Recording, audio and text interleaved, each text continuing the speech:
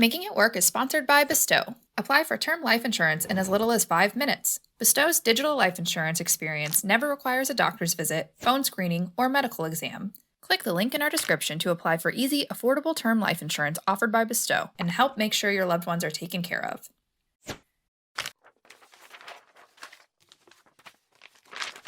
If you ask anyone who spoke to me in the last 6 years, they tell you I loved my job. I was an editor for a trade magazine covering the advertising industry. I started out as a staff writer with one of our small sub-publications, then became a news editor, and eventually an editor-in-chief. All promotions I earned because I was dedicated and passionate. I couldn't walk down the block without getting an idea for a story. My colleagues were all my best friends. Now that I've been with another job for a few months, still a business journalist, but covering a different industry, I realize a lot of the habits I developed at this job were detrimental to my mental health and sense of identity. Number one, I thought about work 24/7 and even dreamed about it. Like many children, I was told to follow my passion and that by doing so, it would never feel like work. So I did follow my passion, but it sort of had the opposite effect. Instead of working feeling like a natural, easy thing, it permeated every other aspect of my life. If I was going for a run, I was thinking of work. If I was sitting on the couch after supper, I was thinking about work. It was literally the first thing I thought about when I woke up and the last thing I thought about when I went to sleep. And even then, I'd often dream about missing a deadline or messing up an assignment. If I had a particularly deadline-heavy week, I'd often wake up, usually around 2 or 3 a.m., every morning that week, check my work email, and then start doing some late-night planning in bed to get ahead of potential deadline disasters. The more I thought about work, the better my brain got at fashioning chaotic scenarios out of these little what-if thoughts. Number two, I wore my stress like a badge of honor. It's a problem a lot of millennials have. We think everyone cares about how busy we are. I'd worked in tech startups before, so I was used to hustle culture. If I wasn't stressed out when I left the office at the end of the day, I must have been doing it wrong.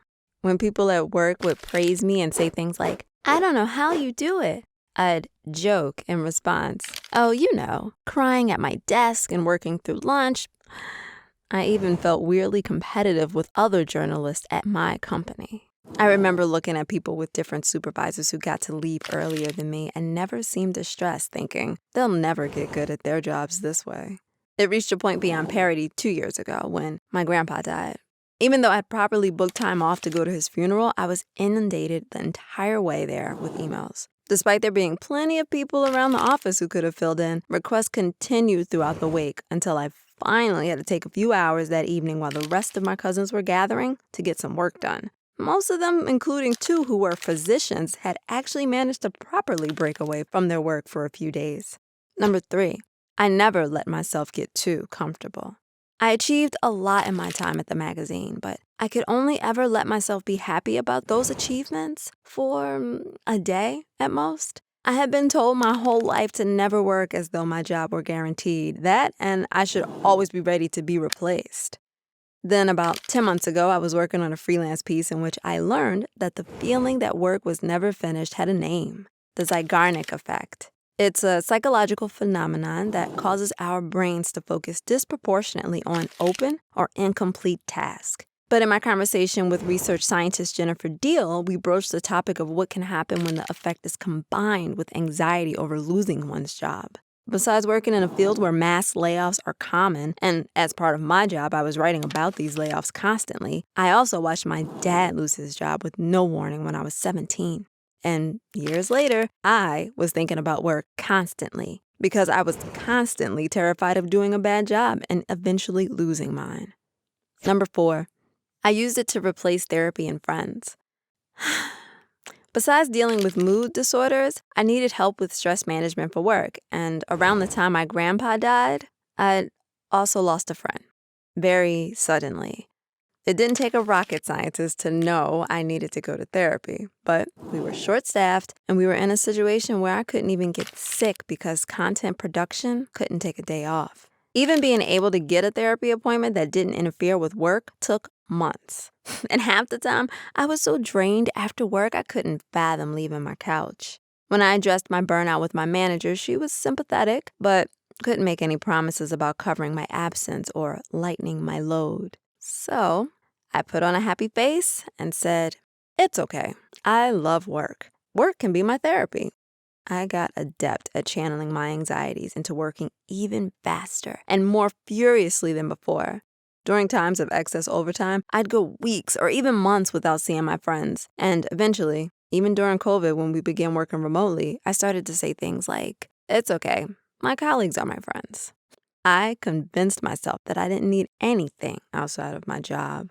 It was still hard to leave my job. And not just because I didn't have much of an identity beyond it. It was an interesting job with good people, and I was damn good at it. But the most interesting thing about leaving was how surprised everyone was that I left. I thought everyone could see my burnout and how miserable I was. Maybe they could, and they simply thought I'd never have the strength to leave.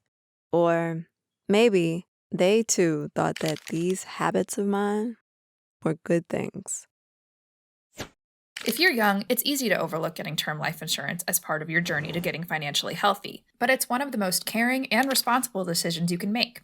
Having a policy means those who depend on your income for their well-being can be taken care of financially should anything ever happen to you. And with Bestow, applying for a term life insurance policy can take as little as 5 minutes. You find out if you're approved instantly and, if so, can start coverage immediately. Plus, it's affordable. A healthy 30-year-old woman can purchase a 20-year, $500,000 term life insurance policy entirely online for as little as $16 a month. Click the link in our description to apply for easy, affordable term life insurance offered by Bestow.